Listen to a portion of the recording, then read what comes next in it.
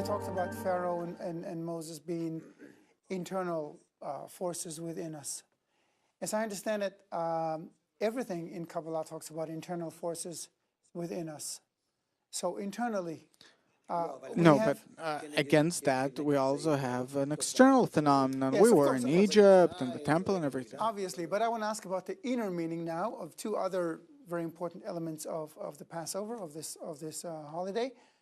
The matzah bread and the bitter herb, Máror. I understand they also represent at least some kind of a internal process, right? This special bread that you have to make in a special way. The matzah, it is the force of bestowal, the force of love, the force that pulls us from the ego. And the Máror in the Matzá, it's not easy to come out of the ego. That symbolizes the Máror. How does the Matzah connect to Moses? Because you talked about them both being forces of love or unity. Because Moshe is that force that pulls us out of our ego toward the unity, toward connection between us. And each one of us will have to give up some of his ego a bit.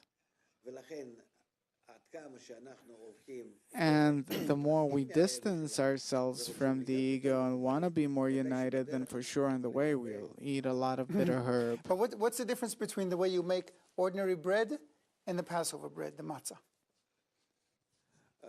Matzah is the pulling force, the pure pulling force, net pulling force, only by which that pure force can we get out of exile. And afterwards, after we already came out of exile, came out of Pharaoh, our ego, we rose above it, then we start connecting this ego to the force of bestowal gradually and correcting it until the whole ego, we pull it in the good direction.